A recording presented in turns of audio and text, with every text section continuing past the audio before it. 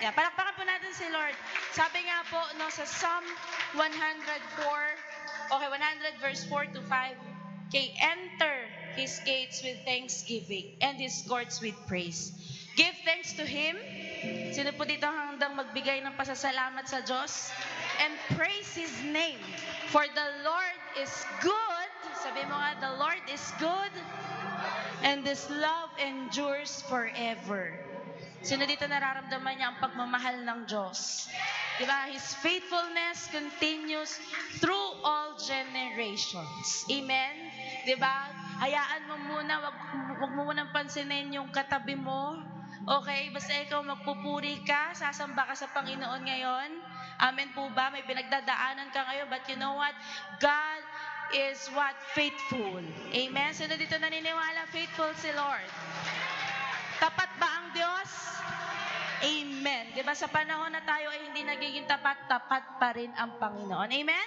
Taas natin ang ating mga kamay. Tayo po ay mananalangin. Marami pong salamat, Lord, for today, for another day, Lord God, that you've given to us. Right now, we will enter into your presence, Lord God. We will enter, Lord God, sa presensya mo ngayong araw na to.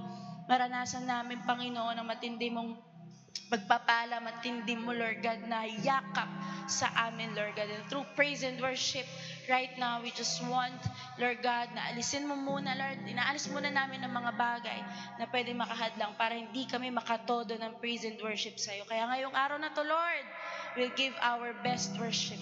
We'll give our best praise to you. We love you in Jesus' name. Amen and amen. Are you ready to praise God? Pangina, come on, let's praise the Lord! Yung malakas po na palakpak para sa Panginoon.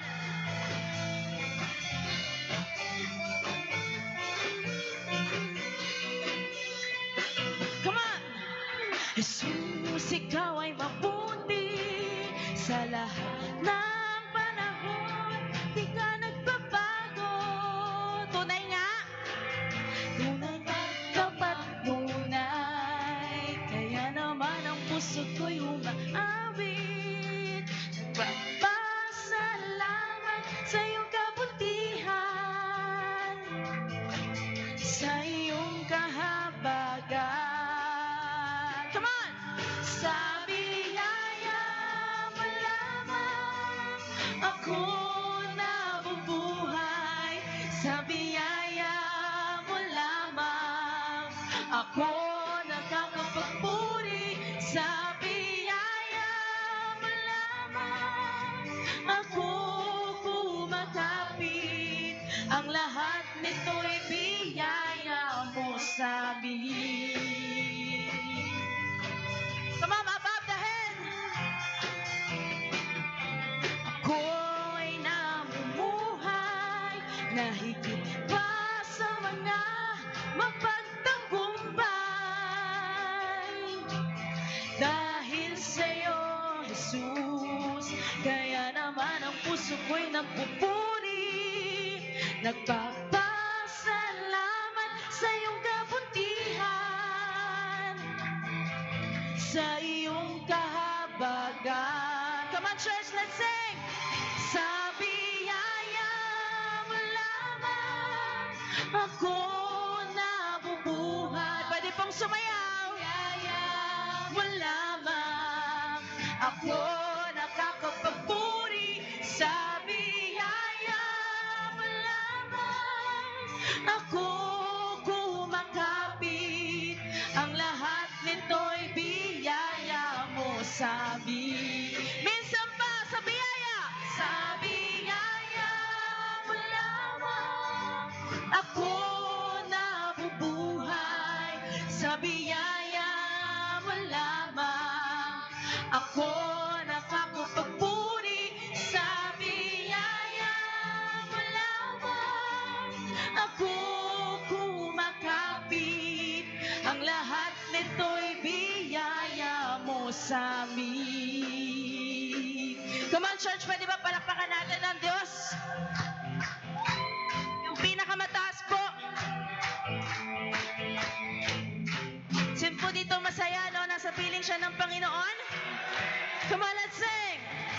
sasayaw sa tuwa at pasasalamat, tatalon sa galak at papupurihan ka. Gayahin po natin yung mga dancers. Come on! Yes! At pasasalamat,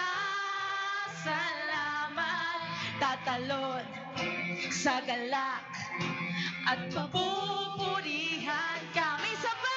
Sasayaw sa tuwa at pasasalamat, tatalon sa galak at papupurihan ka. Papupurihan ka. Come on, church! Sa biyaya mo lamang ako nabubuhay. Sa biyaya mo lamang ako nakakapagpuri. Sa biyaya mo lamang ako kumakapit. Ang lahat nito'y biyaya mo sa amin. Minsan pa, sa biyaya mo lamang ako nabubuhay. Sa biyaya mo lamang ako nakakapagpuri. Sa biyaya mo lamang ako kumakapit. Ang lahat nito'y biyaya mo sa amin. Sabihin natin sa Panginoon, ang lahat nito'y biyaya mo sa amin. Ang lahat nito'y biyaya mo sa amin. Come on, let's clap our hands.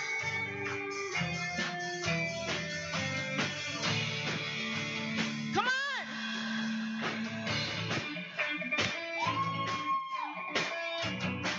Come on, sino dito handang magpuri sa Panginoon? Sino dito handang magbigay ng best para sa Diyos? Come on, let's sing! Pagpupuri't pagsamba, tanging sa'yo lamang. Diyos na makapangyarihan, magpakailanman. Ang pag-ibig mo'y sapat sa kanino man. Pagkat di ka nagbabago, magpakailanman. Everybody! Ika'y aking sasambahin, yangan mo'y sasambitin. Pagkat pag-ibig mo ang siyang mahalaga sa'kin. Sa gitna ng kalungkutan, ika'y papupurihan. Pasasalamatan magpakailanman. Oh! Minsan pa! Pagpupuri't pagsamba, tanging sa'yo lamang. Diyos na makapangyarihan, magpakailanman. Ang pag-ibig mo'y sapat sa kanino man. Pagkat di ka nagbabago, magpakailanman. Come on, church! Sayaw tayo! Ika'y aking sasambahin, ngalan mo'y sasambitin. Pagkat pag-ibig mo ang siyang mahalaga sa'kin. Sa gitna ng kalungkutan, ika'y papupurihan. Pasasalamatan magpakailanman. Minsan pa, ika'y aking sasambahin, ngalan mo'y sasambitin. Pagkat pag-ibig mo ang siyang mahalaga sa'kin. Sa gitna ng kalungkutan, ika'y papupurihan. Pasasalamatan magpakailanman. Handa na ba kayo sumayaw para sa Diyos? Woo! Come on!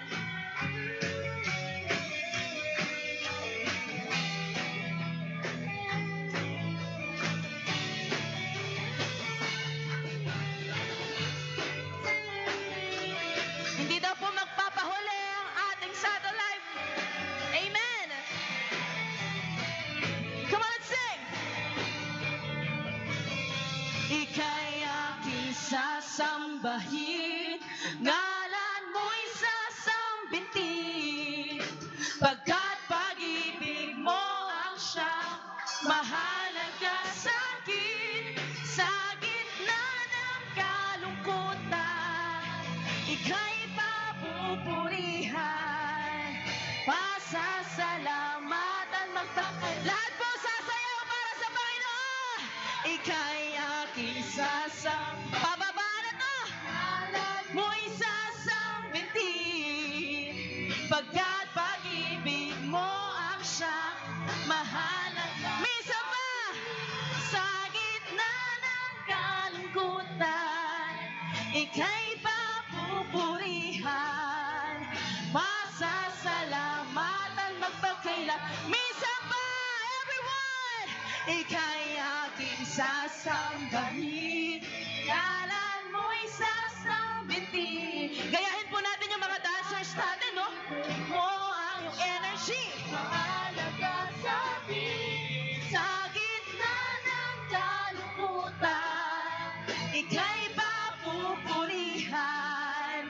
Pasasalamatan magpakailanman. Pasasalamatan magpakailanman. Pasasalamatan magpakailanman. Come on, bigyan natin ng pinakamataas sa papuri ang ating Diyos. Thank you, Jesus. We give you all the glory, Lord. We give you all the praises. Sige po, pwede po ba natin itaas ating mga kamay para sa ating Diyos? Hallelujah, Lord. Thank you, Jesus. Lord, maraming pong salamat sa pagmamahal mo, sa kadakilaan mo, Panginoon. Salamat sa presensya mo na nananatili sa amin, Panginoon. At ito lang po ang nais namin ngayon. Hallelujah, Lord. Well, let's worship Him. Just open your mouth and worship Him. Lift up our hands. Lift up our hearts right now to Jesus. Thank you, Jesus.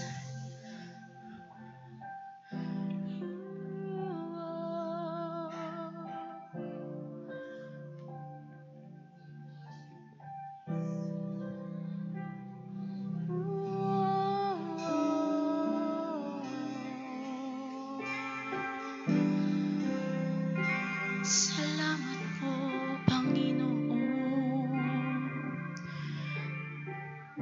Thank you, Jesus. Come on, let's sing. Salamat sa dakila mo pag-ibig.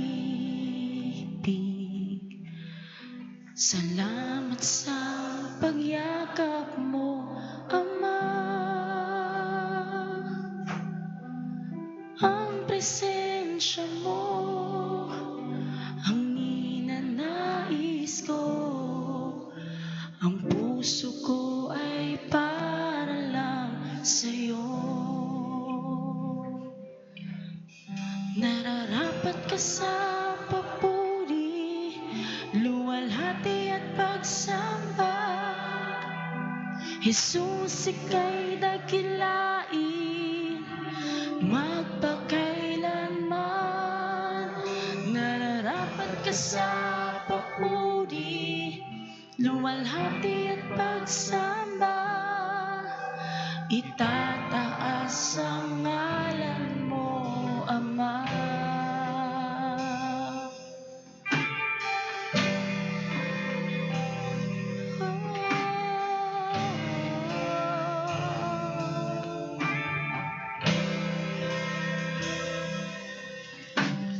Kailanman hindi ka nagbabago. Tiwala ko'y ibibigay sa'yo. Mga pangako mo, panghahawakan ko. Mamamalagi sa kalinga mo. Raise up our voices. Nararapat ka sa papuri, luwalhati at pagsamba. Jesus, ika'y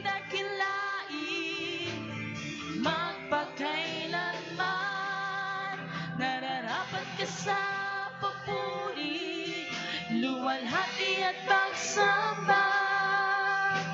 Itataas ang ngalan mo, Ama. Oh, nararapat ka sa papuri, luwalhati at pagsamba. Jesus, ika'y nakilain, magpakailanman. Nararapat ka sa papuri, luwalhati at pagsamba. Itataas ang ngalan mo, Ama.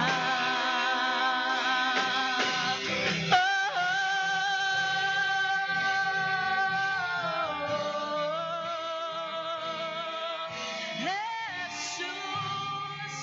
Come on, church, worship Him. Worship Him. Purihin mo ang Panginoon. Sambahin mo ang ngalan niya. Itaas mo ang ngalan niya.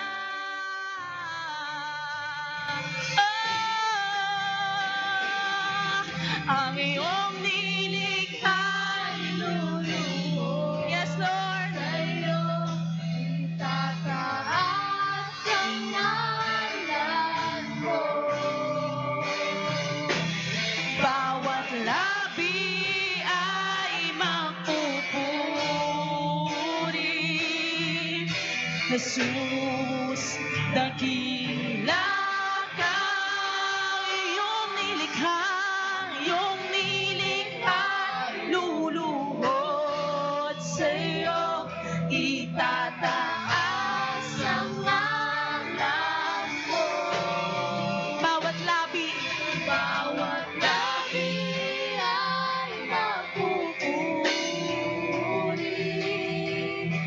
Jesus, dakila ka. Kami yung nilikha,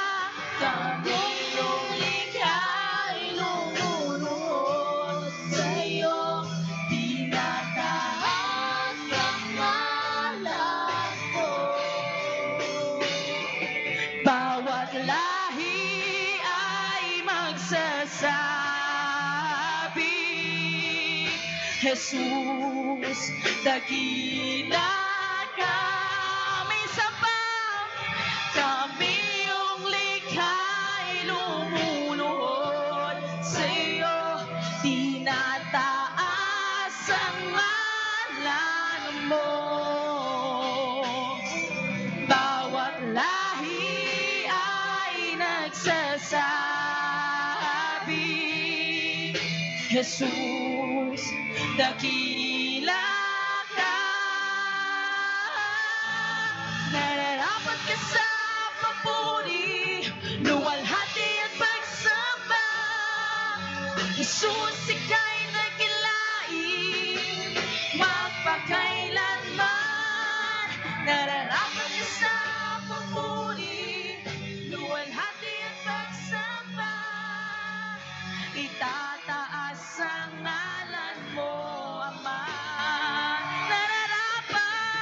Nararapat ka sa papuri, luwalhati at pagsamba. Jesus, ika'y nakilain, magpakailanman.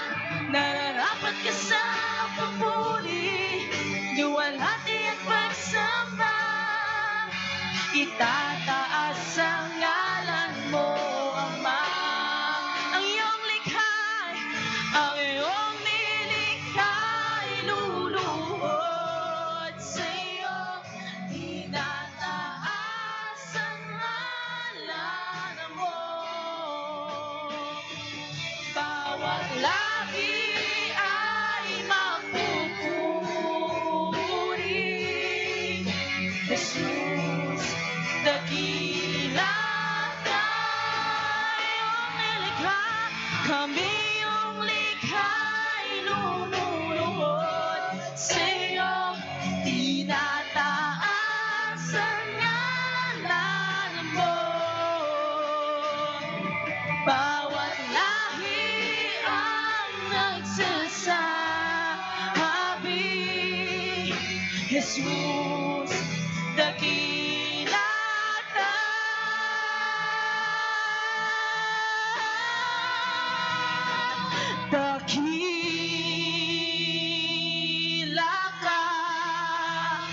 lahat ay aawitan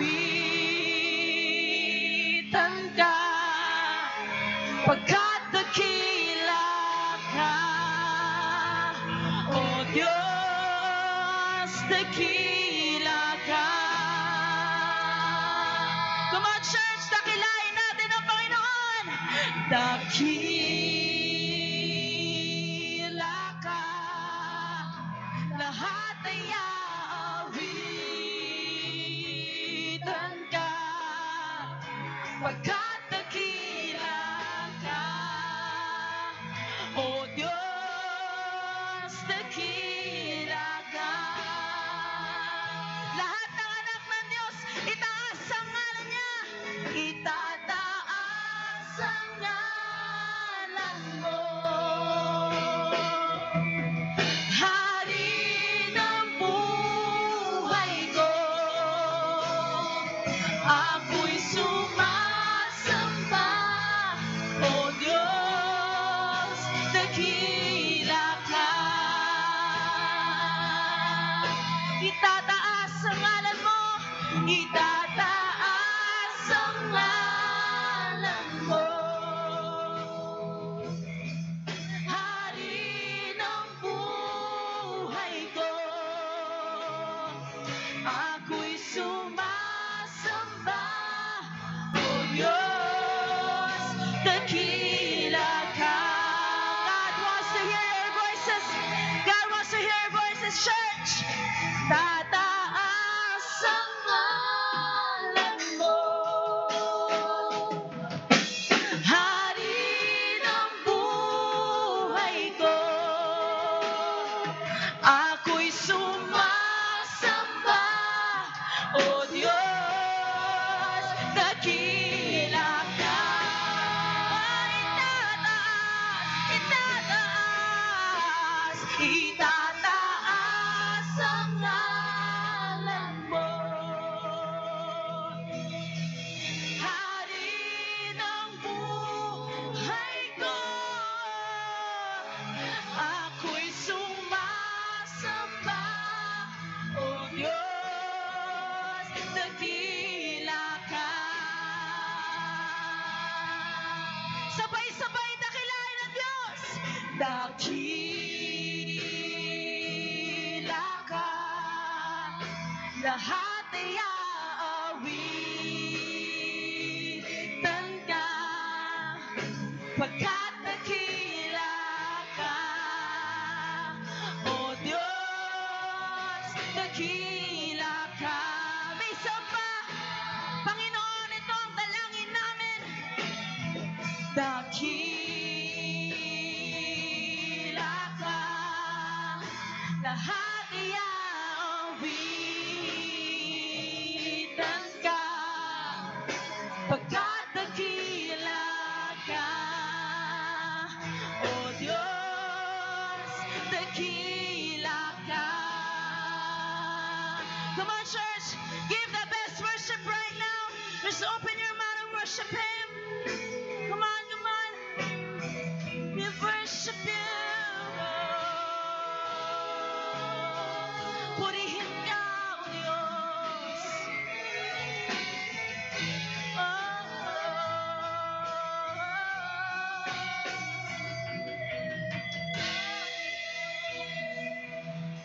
Hallelujah, Lord. Tunay nga, Panginoon, dakila ka sa buhay namin. Hallelujah, Jesus. Despite of everything that we have done in our lives, despite of our challenges and problems, you are there, Lord.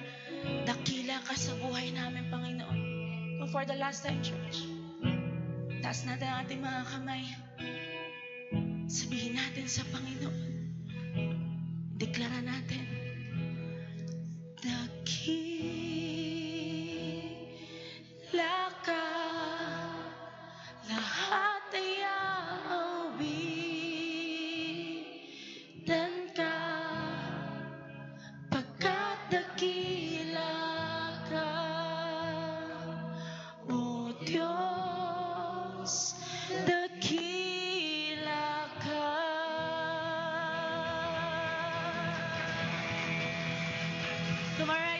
Let's give the best clap offering to Jesus. Yung pinakamalakas po na palakpak para sa ating Panginoon. Thank you, Lord. Salamat po, Panginoon. Ito po ang aming panalangin sa pangalan ni Jesus. Amen and amen.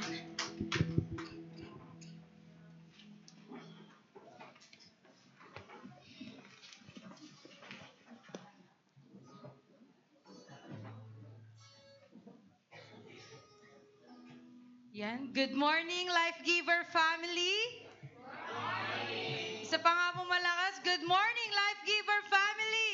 Good morning. Yan, grabe. Abot hanggang nagkarlan yun ah. Hello po sa live, sa nagkarlan. Alright, no.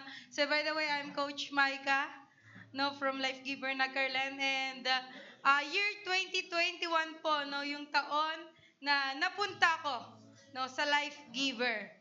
No? And you know what? Ito din po yung taon na narinig ko yung bagay about sa first fruit. No? And I know and I believe naririnig nyo na yung tithes and offering, but hindi ko po alam if narinig nyo na din yung bagay tungkol sa first fruit. No? But, nung napunta ako sa Life Giver, yun po yung isa sa isang bagay na bago sa pandinig ko. And naalala ko po no, may nag-share po tungkol sa first fruit during our seek first. No? And sabi niya po doon, nung daw pong previous na first fruit niya, nakapagbigay siya sa Lord ng 15K. Wow! Palakpakan niya natin yan si Lord. And you know what? No, mas papalakpakan pa natin ang Lord. Kasi alam niyo po, shinare niya yun, hindi para ipagmalaki na yun yung kanya ibigay sa Lord. No? Kundi para sabihin na He is desiring na mas malaki pa yung maibigay niyang first fruit sa Lord. Grabe, no? And you know what?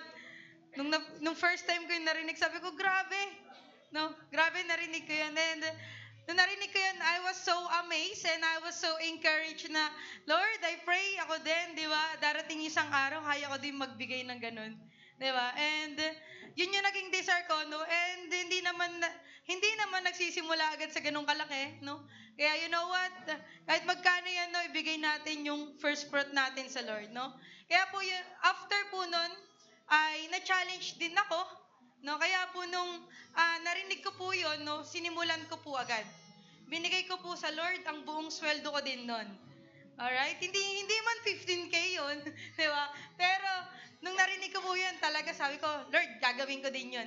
No? So, after ng 2021, nagbigay agad ako, and then 2022, 2023, and then after nun, 2023 po, nawala na ako ng work.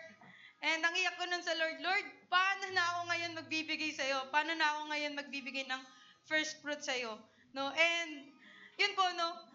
Praise God kasi you know what po, yun naman pong first fruit na ibinibigay natin sa Lord, and si Lord din po yung nagbibigay nun sa atin. No? Kaya po, nung wala akong work, tapos nagkaroon ako, sabi ko, Lord, nakakahiya na hindi ko to ibibigay sa'yo. Kaya yun po, no? Sa puso ko, binigay ko siya sa Lord. No? Kaya po, ano man yung challenges nun, di ba? Parang ang hirap, Lord, wala na akong trabaho, ibibigay ko ba ito sa'yo, di ba? Pero yun, inilalaban natin ang generosity natin sa Panginoon, no?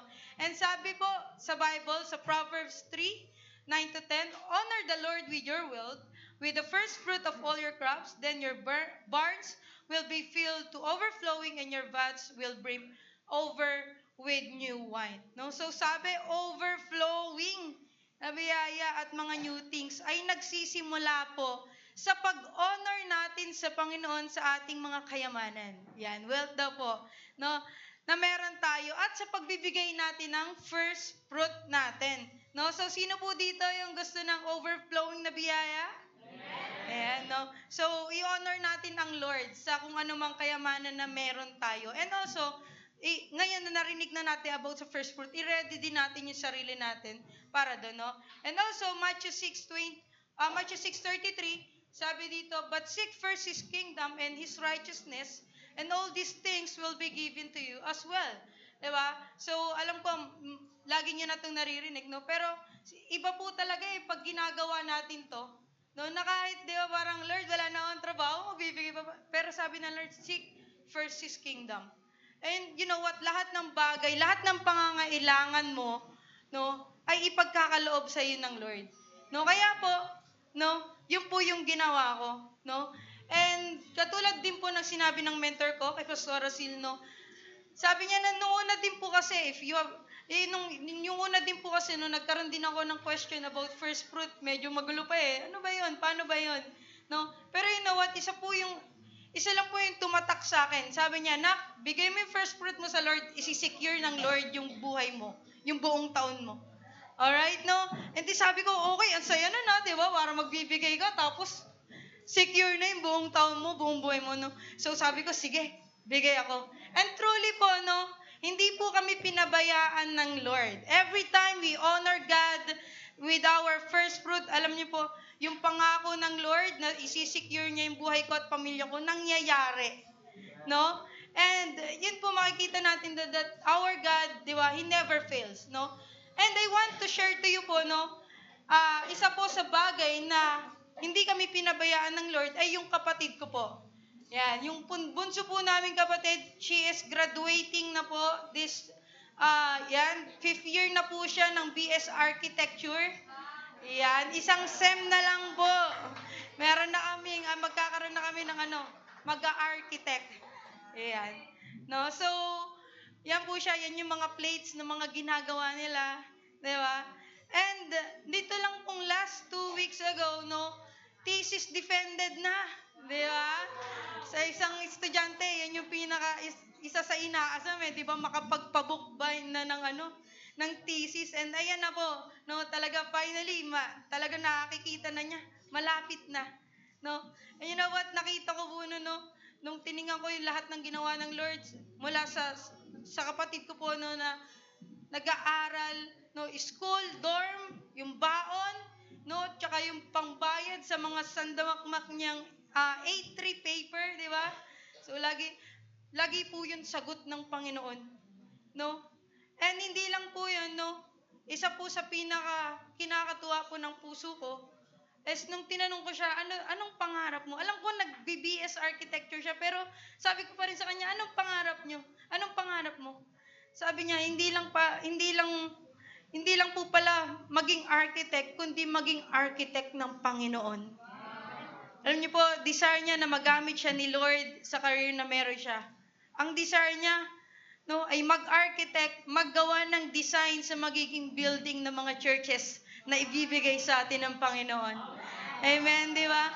So, as her ate po and mentor, sobrang saya po ng puso ko na ganun yung desire niya. Di ba? Na parang ang desire niya agad, mapuno yung sarili niya ng project na puro tinatayo church. Diba?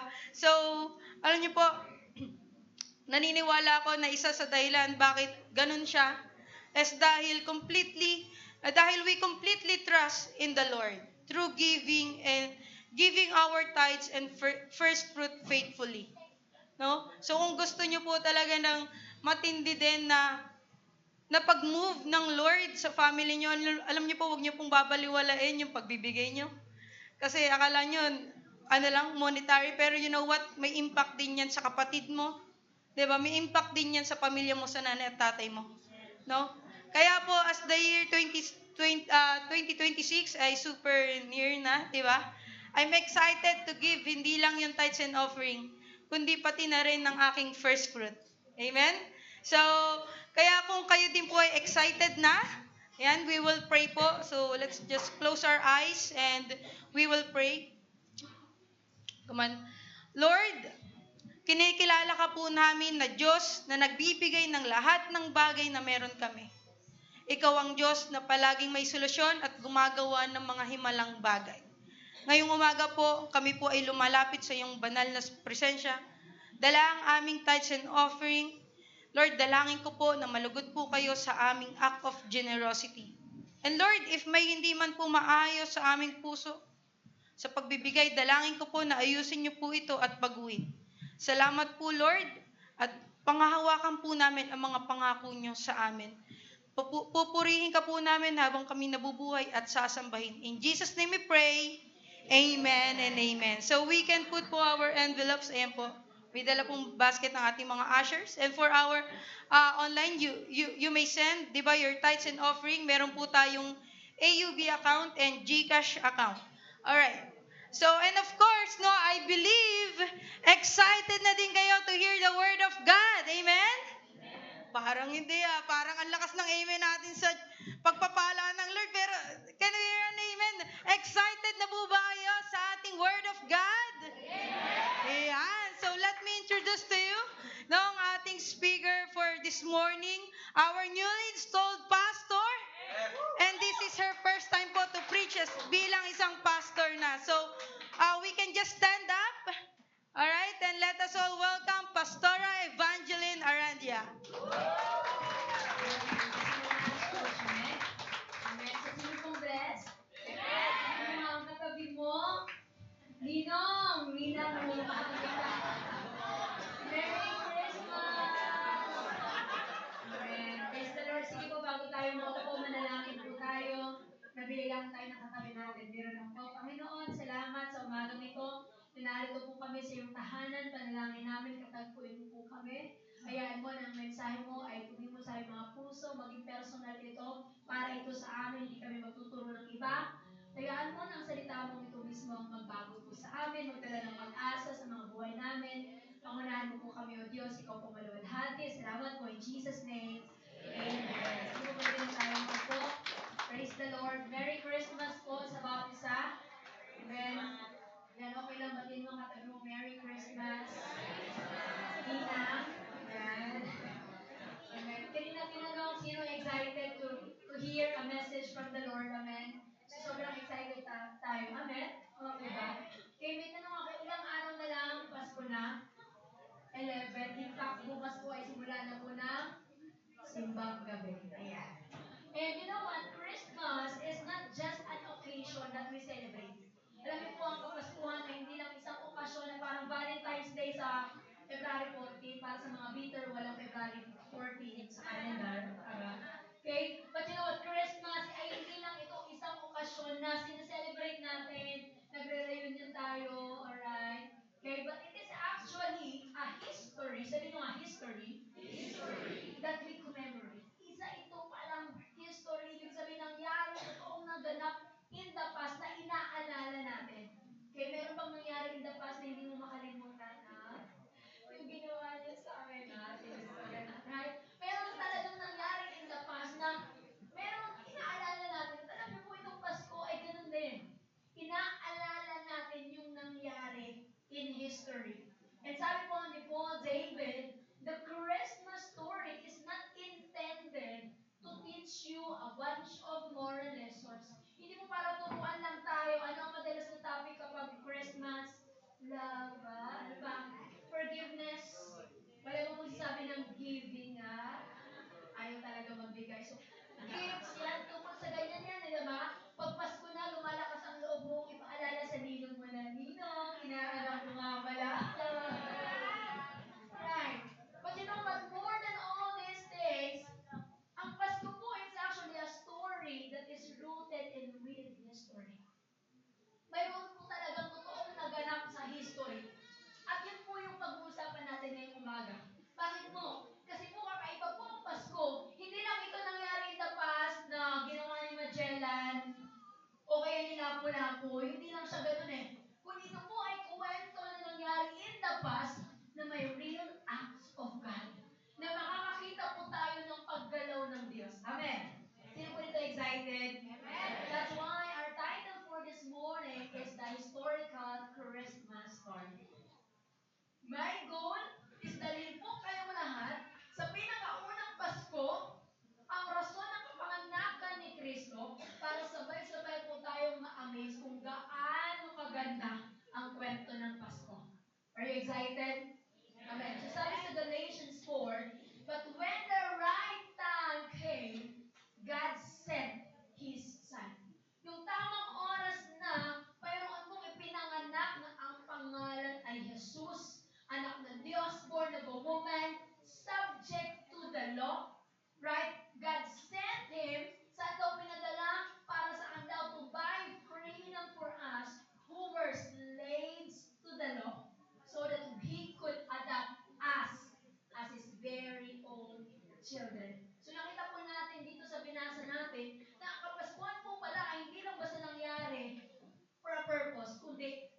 hinahanap yung right time. Sabi mo, right time. Kasi dito, nag-aantay siya ng right time. Kailan ko ba sasabihin sa kanya? Na magbayad na siya. Right time, grabe. May tempo pa ako. Right time. Okay? So, tatlong bagay po. Number one, God's time, God's purpose in the timing. Alam niyo po, ang pagdating po ni Jesus sa mundo ay hindi po ideya ng tao, kundi po ideya ng Diyos. Do you hear me? Ideya po ito ng Diyos. Paano ko po nasabi? Tanungin ko po kayo, si Mary po ba at si Joseph, plano po ba nilang magka-baby agad?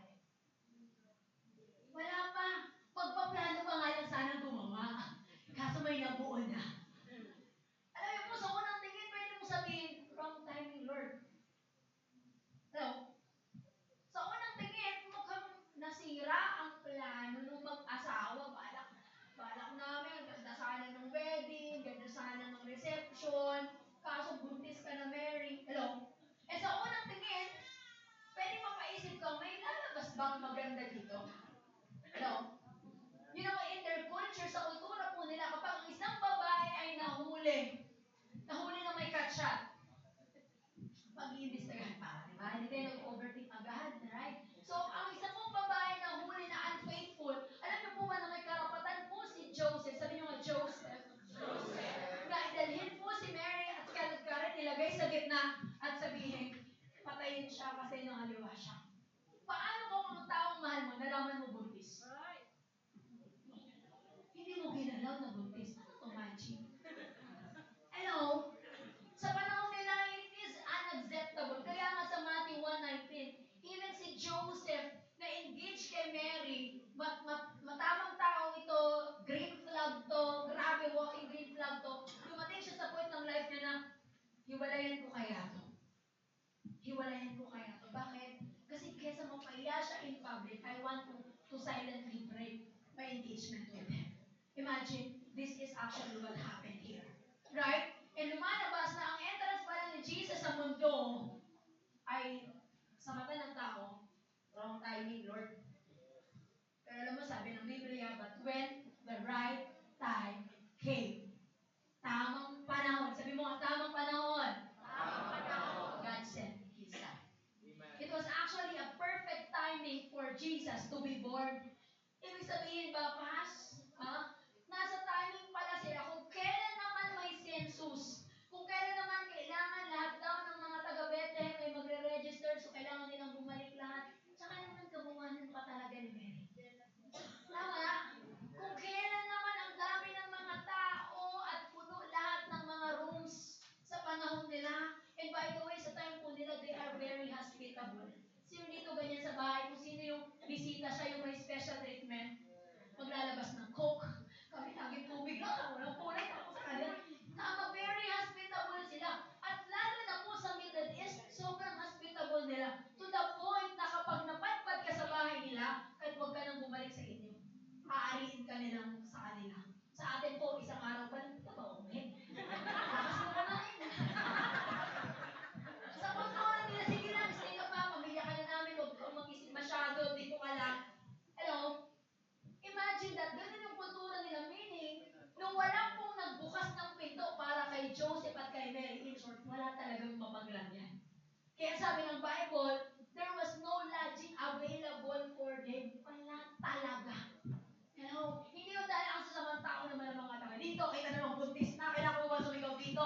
Hindi po, sadyang wala na pong pwesto.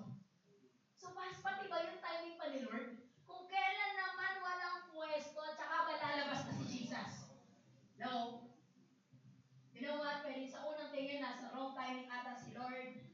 Jesus, hindi ka tuloy mukhang blessing kasi dumating ka sa panahon na may census, so ang dami ng tao.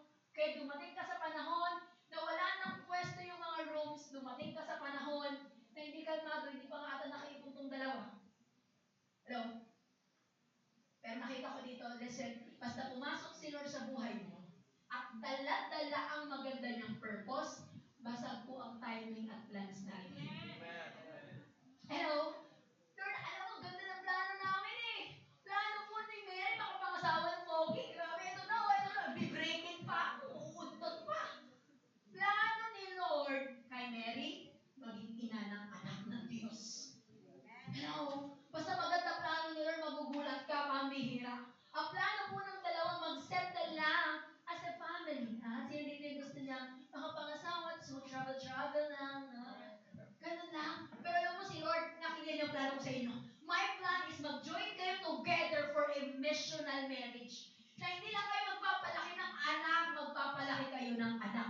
Diyos na magiging kaligtasan. Ito pong dalawa ay umattend po ng family planning only to find out bago pa sila magplano may nabuo na. Eh, pwede sa kanila, hindi nagme-make sense. What is going on? But listen to this church. Basta may malaking plano si Lord, hindi kailangan mag-make sense sa'yo. Basta may malaking plano si Lord at alam mo, may malaki siyang plano sa'yo, hindi kailangan makita mo agad. Amen. Nakita pa agad nila na si Jesus ay Son of God. No? Grabe, may pakpak. Nagliwanag. Walang ganun eh. Pambili ng pen, pagkain, maglalakbay sila, bukis. You know, you see the reality, but listen to this. Nakita pa rin na hindi wrong timing si Lord. Kaya sabi ng Bible, but when the right time came, God sent His Son.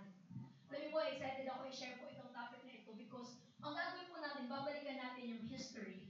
Okay? At makikita po natin bakit nasa timing si Lord. Hindi nga lang halala. Okay? Why? Because during that time, may dalawang bagay po na meron sila, which is the roads and the peace. May kapayapaan po, may mga kalsada na dati. Okay, pangalawa, may language and may culture.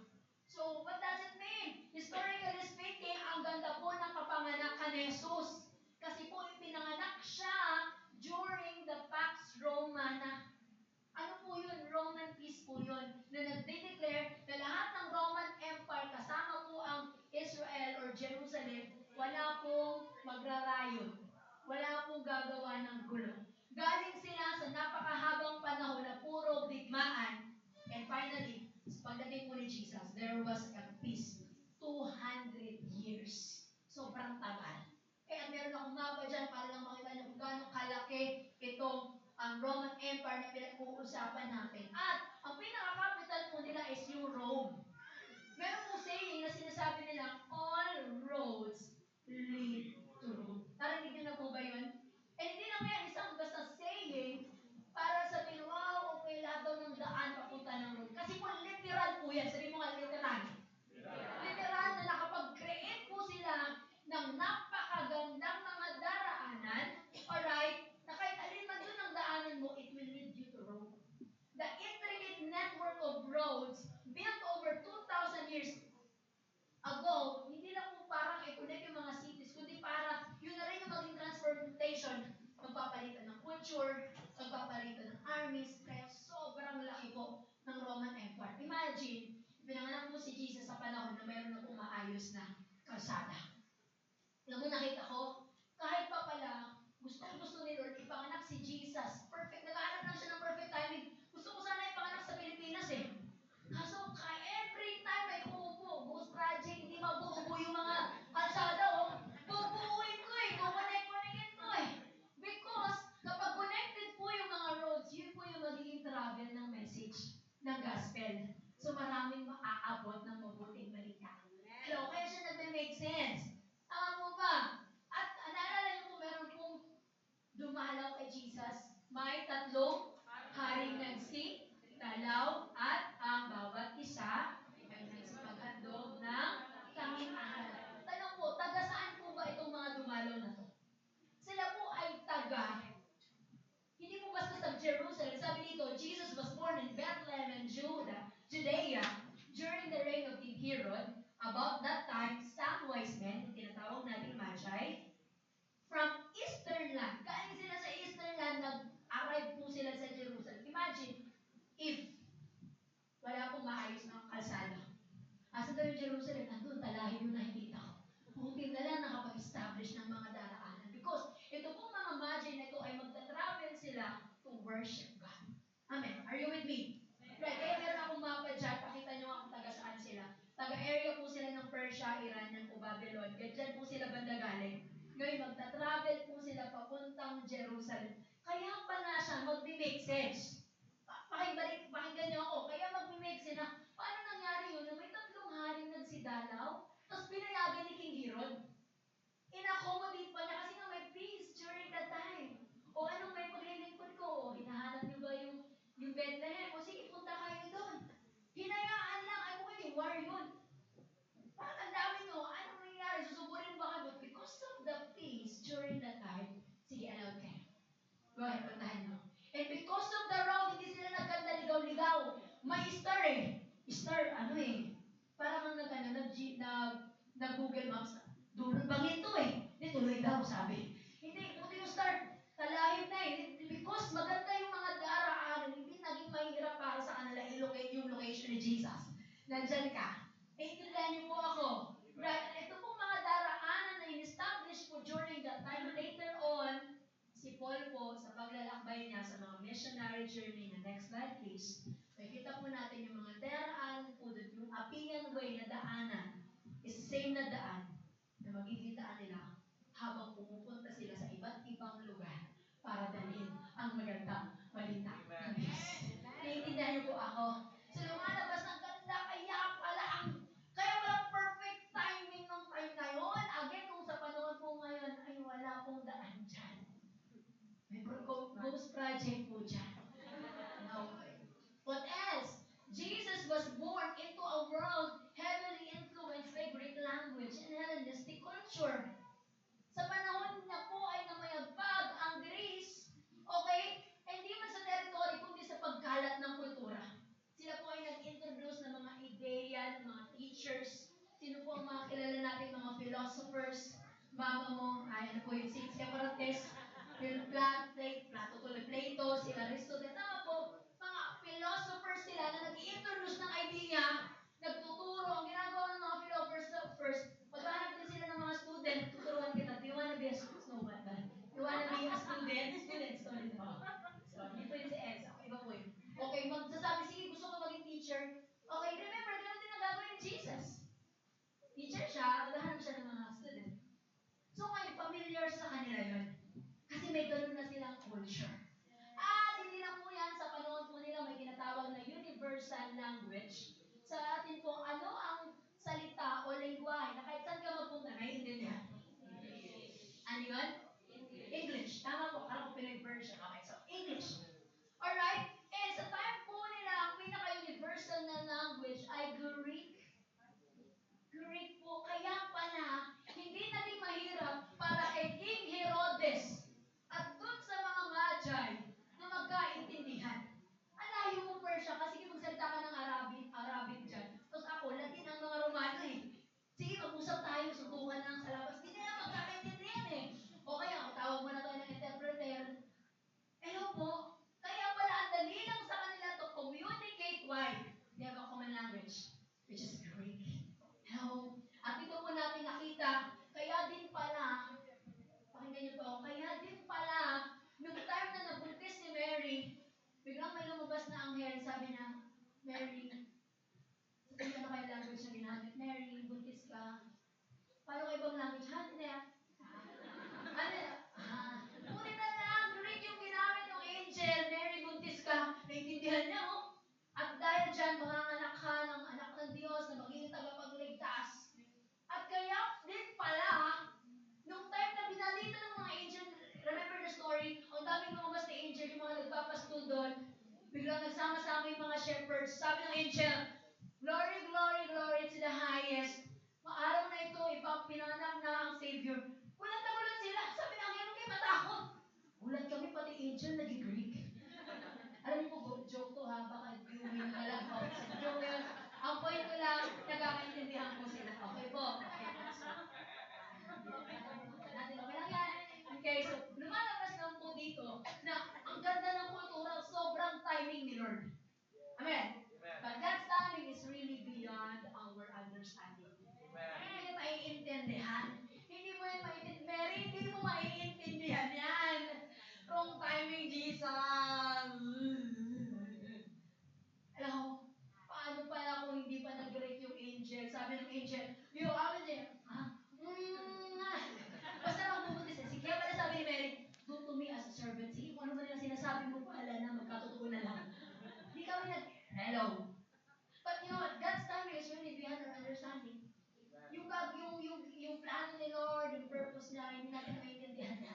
And ito pa nakita ko, God's purpose is even beyond our expectation.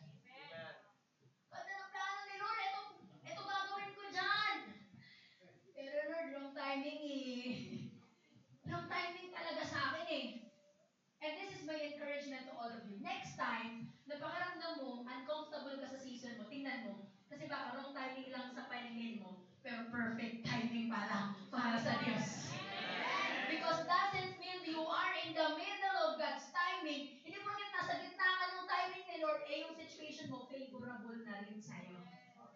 No, oftentimes, it's the other way around. Sabi ni Lord, mauwin ko family ko. Nanay ko, pinagbabawalan ako. Di ba? It's the other way around. Pero ang purpose ni Lord, gagamitin niya ako sa pamilya ko. Kanina lang, nag-away kami ng asawa ko. Di ba? It's the other way around. Hindi siya, pero hawak ka doon, may purpose si Lord. Amen. Why? If you believe that God has great purpose for you, trust that He is at work in accomplishing it. Sabi ng angel in Greek, Mary, huwag kang matakot, manganganak ka, and that son will be the savior of this world. Sige, hawakan ko yan. Amen? Kailangan lang nakatingin tayo sa bigger picture. Huwag dun sa maliit lang, dapat sa mas malaki. Are you there? Kaya po, church, basta sigurado kang may word si Lord sa'yo, kahit pa it seems uncomfortable, maniwala kang may ipapanganak si Lord na magandang purpose sa buhay mo. Lord, may sinabi ka, kahit pa hindi ko maintindihan ngayon, I'm still gonna go. Kahit pa hindi ko maintindihan ngayon, I'm still gonna say yes. Amen. Why? Church, God's timing is greater than our trials. Nahihirapan ako ngayon eh. Si Mary, maglutin ako. Kailan naman mga kanak ako, wala lang. Joke lang po, sinirahan ko si Mary. Wala lang po, example lang po. Pero alam mo, nakita ko, mas malaki kasi yung timing ni Lord kesa dun sa trials mo ngayon. Yung pinagdadaanan mo maliit kesa sa malaking plano ng Diyos. Amen. Are you with me? God's purpose is greater than our pain. Laki ng pain ko, pero mas malaki po yung plano ni Lord at purpose ni Lord sa'yo. Huwag naman sana ma-miss mo ang greater purpose ni Lord, kakaiwas mo sa greater pain. Gusto ko chill lang. Masasaktan tayo eh. Amen? And the historical Christmas story teaches us, tinuturuan tayo ng Christmas na God's timing is perfect. Basta perfect yung timing ni Lord. Hindi si Lord panira ng trip, hindi si Lord panira ng pangarap na po, timing ni Lord perfect yan palagi. Kahit pa hindi mo maintindihan sa una. Kahit pa hindi mo maintindihan sa una. Amen? Are you with me? Ano ulit yung number 1 point natin? Amen. Number 2, God's plan in the setting. Kasi po, hindi lang po si Jesus nagpunta dito para sa wala. Kaya ano ba ang ultimate plan? Why the first Christmas happened? Is it para may ma-celebrate tayo ngayon? Is it para magkaroon tayo ng season of giving and eating and singing?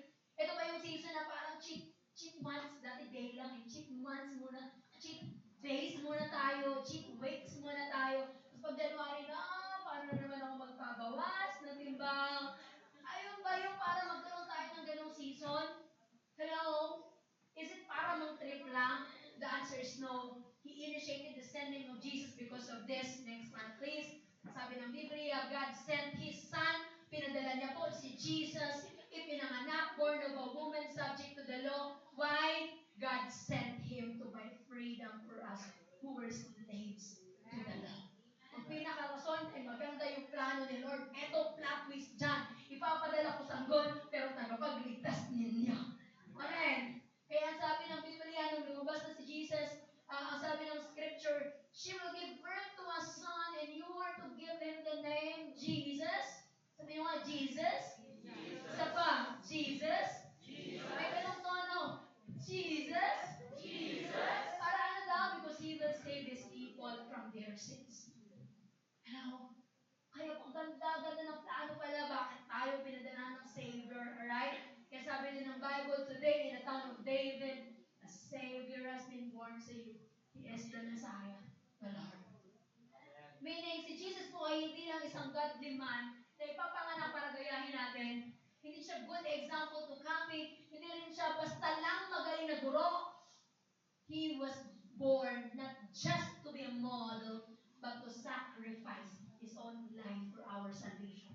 Ito po ang pinunta ni Jesus. Siya po ay ipinanganak para po maging sacrifice na ating pong habungan. Yan po sabi ni Paul David. You don't understand the Christmas story unless you understand that Jesus did not come to earth primarily to be an example na parang, ay, na-idolize ko yan si Jesus, may picture pa nga ako doon, hinahawak-hawakan ko pa nga. Hindi lang po yan ang goal. The goal is for me to be saved. Kailangan siya yung mamatay para sa akin. Are you with me po? Okay? Pinanganak siya na may dala-dalang magandang plano.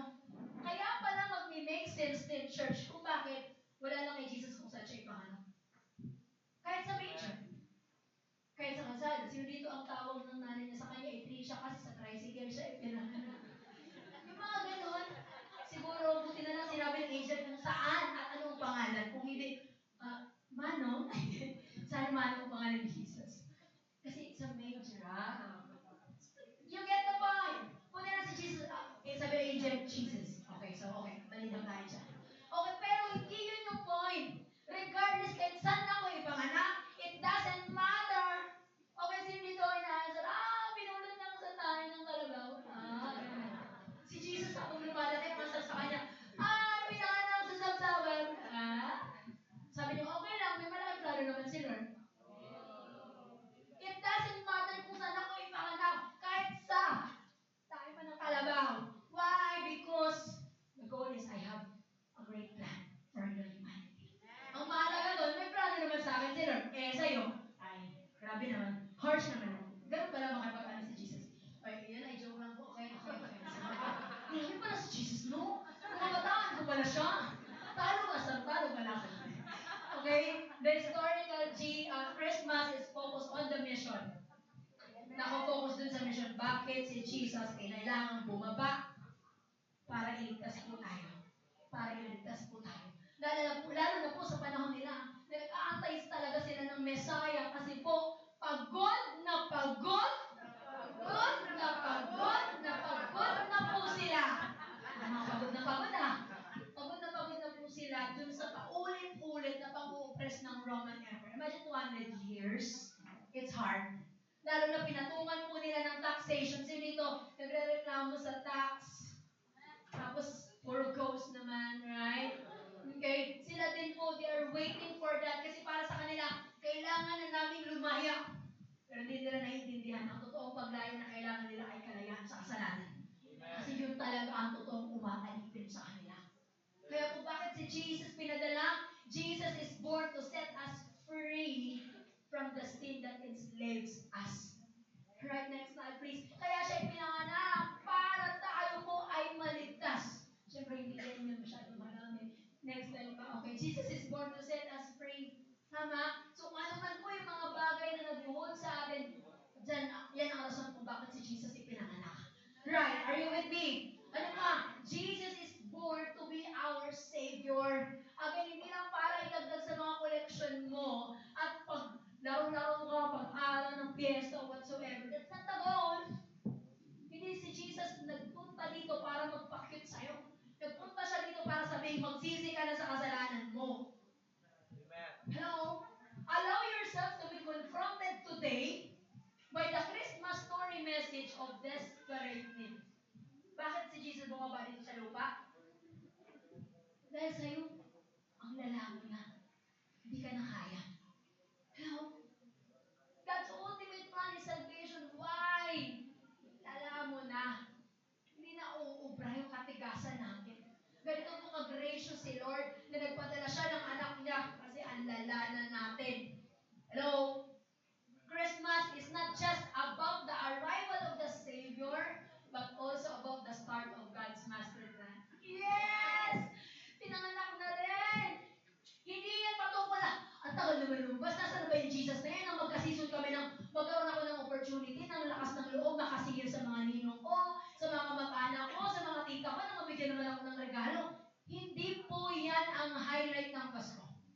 The highlight of Christmas is, wow, finally nag-start na yung plano ng Lord to save humanity, to save me because I cannot save myself, to rescue me because I cannot pull myself out of my misery. Amen. Isinilang na po ang Diyos na magliligtas. Para sadyain ng Diyos ang tao. Hindi po ito pagpapakita na mahalaga tayo. So dito ganyan, Christmas is about me. Why? Because Jesus loves us so much that you have to go down. Teka lang po, wala pong kamahal-mahal sa atin para si Jesus ay mamatay para sa atin. Kaya po siya bumaba, hindi para ipakita na mahalaga, na may mahalaga sa atin, kundi para ipakita kung gano'n na tayo kalala. Wala ba akong gawin? Wala nang mangyayari sa kanya. Sino dito ganyan ang sitwasyon niya bago niya makilala ang Panginoon? Kung hindi pa pumasok sa eksena si Lord sa buhay mo, nasaan?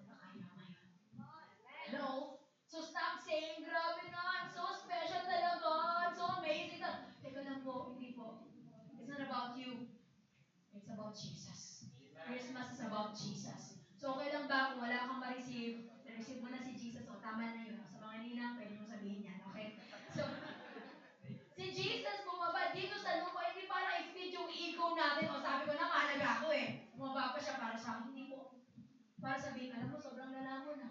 May binigay akong batas, binend mo. May binigay akong leaders, hindi mo sinunod, baka na na. I'm gonna die for him. Hello? Ang kapanganakan ni Jesus ay patunay na may pangangailangan ka. At tanging siya lang ang kayang pumununan. Binigyan ko na sila ng mga episodes sa Netflix na ilang episode na hindi pa rin masaya.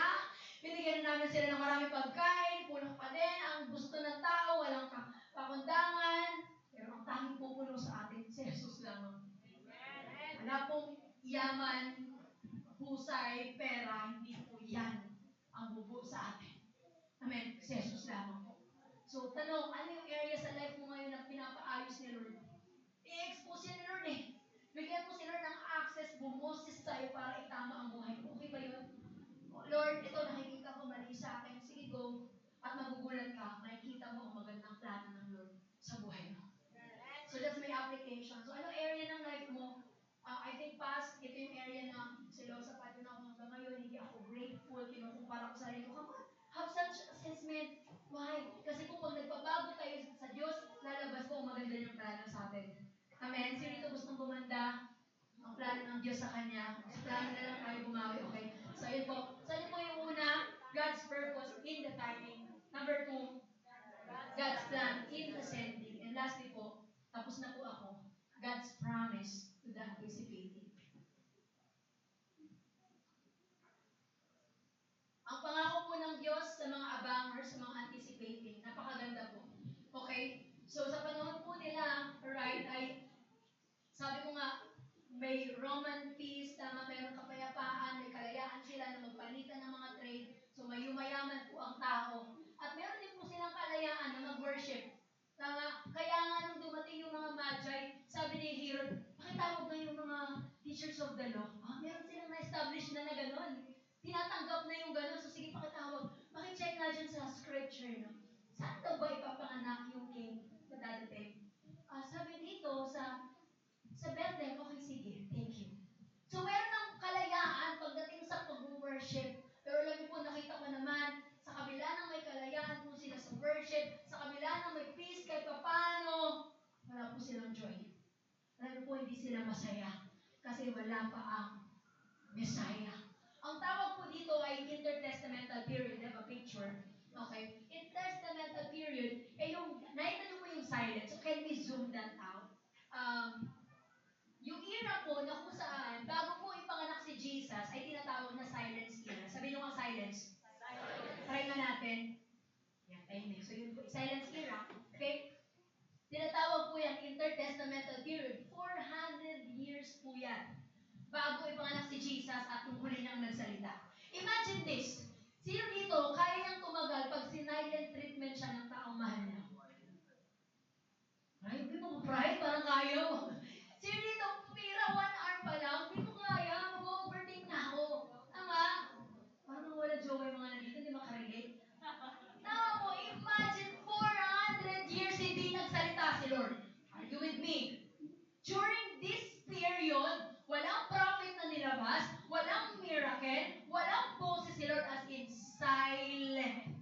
Yes, may access nga ako sa mga trading, nabibili ko ang gusto ko, nakakapunta ako kung saan-saan, masaya ako, nakikilala ko ng maraming tao, but the reality is, religion becomes powerless.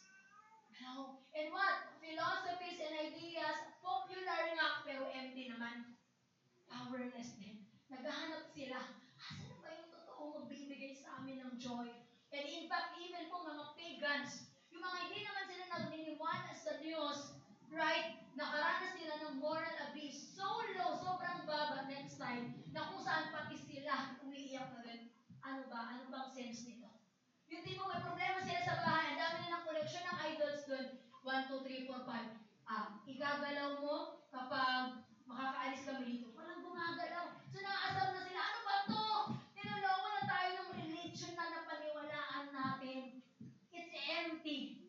People are looking for meaning. People are looking for purpose. And these things cannot give them purpose. And that's also the time na sobrang pagod na rin ng Israel. Pagod na sila. Kasi nga, pagod na pagod na po sila sa oppression ng Roman Empire.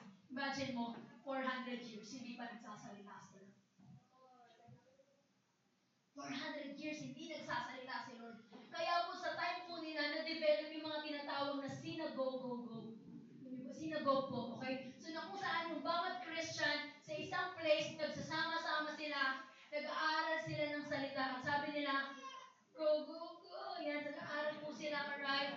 At ang goal po nila hanapin, kailan ba lalabas po si Jesus? Kailan ba lalabas itong Messiah? Imagine that! Kasi nga, pagod na sila doon sa paulit-ulit na cycle na hindi tayo masaya. May kulang. Wala pa yung Messiah. No. The Jews were conquered and polluted. Their hope is running. Next slide, please. And their faith, okay, is even lower. Isa pa nga ako, please. At kumbinsido na sila na ang tanging magliligtas sa kanila ay ang pagdating ng Messiah. Sino dito naiintindihan ba ang sinasabi ko? Sino dito naiintindihan na 400 years hindi mo kaya yun? I-silent treatment ako ni Lord. Yung nagbabasila sila ng scripture pero walang power. Hindi ko kinakausap, hindi ko kaya yun. Alam niyo po ako ay dating HR. Mabait pong HR. Grabe po. HR po ako before and nung tinawag po ako ni Lord, narinig ko boses niya na I have to leave my work para sundan yung calling. Alam niyo po kung ba't ako nag-yes? Kasi isa po sa naging fear ko, paano kung hindi ko na ulit marinig ang boses ng Diyos? Sino dito naaasar kapag siya lagi kinakausap ni Lord? O, bigyan mo daw. Ito ko na naman. Dami naman namin sa church. Wala lagi nabubulungan na. Alam ko, mas maasar ka, malungkot ka pag hindi mo na narinig ang boses ng Diyos. Hindi kasi lahat kinakausap. What if 400 years ka din ni Lord? Ng silent treatment. Sabi ko, baka mabaliw ako, hindi ko kaya. No? Sobrang tahimik po ni Lord. Pero alam mo, yung katahimikan ni Lord ay binasag niya after 400 years sa isang gabi na yon at the manger. God broke His silence and we finally heard His voice sa iyak ng isang baby. Sino gusto mag-ahak? Narinig nila ulit yung iyak ng baby. Finally, we heard it again. Ayun na, may nag-ahak na, di ba? Yan, namin marinig. Ano yun, mahina masyado. Ayun na, lumalakas na. Buti na lang hindi nyo narinig namin yung time na yun. Okay, so see, finally after 400, alam mo dapat seryoso na to eh. Itong part na to guys, tapos na ako eh. After 400 years, finally, narinig ulit nila yung boses ni Lord. Hindi man sa boses na, magsisi na kayo! Hindi man sa ganon, kundi sa iyak ng isang sanggol na nagsasabing, abot ko kayo. Hindi niyo ako maabot, ginawa niyo na ang lahat, hindi kayo sumapat dun sa batas. Bababa ako, aabotin ko kayo. And we'll do it together. Yung iyak yun eh. Hindi yung malapibibi na boses ni Kuya na, andito na ako. Umiyak yung baby. And that cry, you know what, Luke 2, but the angel said to them, do not be afraid, I bring you good news that will cause great joy for all the people. Ito na yung inaantay nyo. Today, in the town of David, a Savior has been born to you. He is the Messiah, the Lord. Sabi ng angel in Greek, huwag kayo matakot, ang ganda ng balita ko. Magdadala ito ng tuwa sa tao. Finally, magiging masaya na kayo kasi nandito na ang Messiah na inaabangan nating lahat. And I want to encourage all of you, the coming of Jesus at His birth is so beautiful. It brings great joy. Sabi mga great joy. Yung great joy na yung matagal nang namatay na pag-asa, finally binuhay ulit ni Lord. Finally, every time we open the scrolls and we study the Word, may bugtog na ulit. May kabog na ulit. Masaya na ulit kami. Oh, and that's it. Ang kagalakan mo ay nagmumula sa Panginoon. Ano pa? Great assurance. Sabi ng Biblia, the virgin will conceive and give birth to a son, and they will call him Emmanuel. Sabihin mo, Emmanuel. Which means God with us. Yung si Lord na, anak, hindi na ulit ako tatahimik. I'm not gonna give you a silent treatment anymore because you are going to call me Emmanuel, meaning I am with you. Hindi man kita marinig minsan, it's okay. You are with me. Minsan na may magdadaanan ako, it's okay. I have assurance. God is with me. Pangit man ang sitwasyon ng pamilya namin, it's okay. I have a great assurance that what? God is with me. Hello? And what else? Ano yung dala-dala po? Pangako ng Diyos is great privilege. The privilege to be adopted as His own children. Tayo po ay hindi lang basta nililigtas, kundi inaring pagmamayari ng Diyos, anak ng Diyos. So if you wait upon God, He will not fail you. Kung nag-aantay ka sa Diyos, hindi ka niya bibiguin. Kung may mga areas sa life mo na, Lord, ang tagal naman, believe me, He will not fail you. Basta antayin mo lang si Lord. Amen. For 400 years, tahimik sa Lord. One day, at that first Christmas, we hear again the voice of God. Amen. Pero alam niyo po, nakakalungkot, isipin na later on, paglaki po ni Jesus, the same people that they say, ang saya-saya namin dumating siya, is the same people who crucify Him on the cross. Alam mo bakit? Kasi yung ina-expect nilang dadating, hindi pala yung dumating, na ina-expect nila. They are expecting for a political Messiah, not a Messiah that will save them. Kaya later on, pinako nila sa krus. Ano makikita natin dyan? Huwag mo lang antayin ng pagkilos ni Lord. Pagkatiwalaan mo din siya sa paraan niya. Sana po, pag meron tayong panalangin, huwag naman na, Lord, bigyan mo ako ng boyfriend, dapat naka-blue lagi. Grabe naman yun. Pwede mo magpalit naman ng damit. Huwag naman sa paraan mo lang. Eh, dapat, Lord, bigyan mo ako ng pera, dapat kayo mismo, kasi ganong oras pag hindi ka totoo Diyos. Teka lang po, let's wait patiently on God, and at the same time, kung ano man ang paraan niya, pagkatiwalaan natin siya. You know what you're doing? Nag-aabang ako ng Messiah, kahit pa yung Messiah ay dumating para mapako sa krus, hindi para alisin ang rope. It's okay. I want to believe in that Messiah.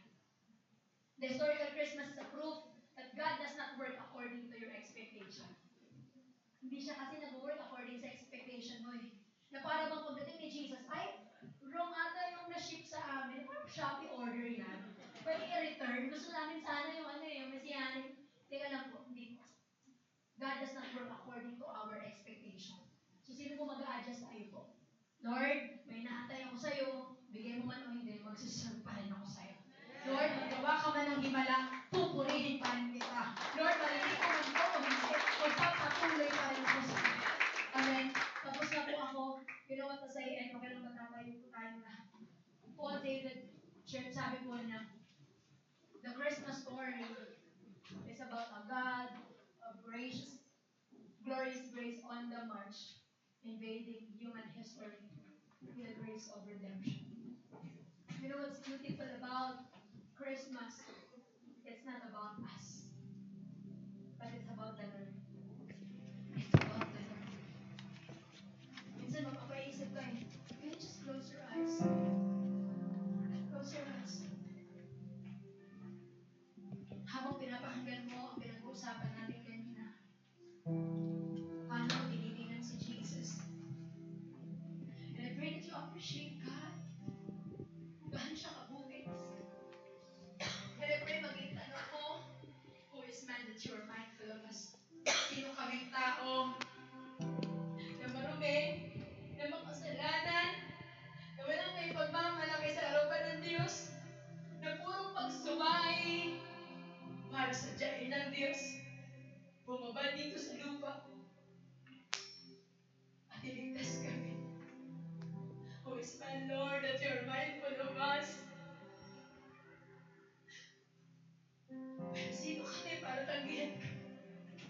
Pero sino kami para magmalaki sa iyo na hindi ka namin kailangan? Totoo po, may mga pangangailangan kami na ikaw lamang ang makakatugon. Kaya naman sa pagkakataon ko habang nakapikit ang iyong mga mata, I'm gonna give you time so that you stand and I know where I need you. Where I need you. In all areas of my life, kailangan kita. Hindi ko nakikita yung sarili ko na malayo sa Diyos. And I give you time as well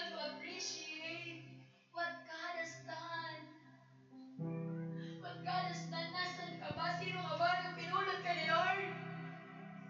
Nasaan ka ba nung dinatnan ka ni Lord? At sino ka na ngayon?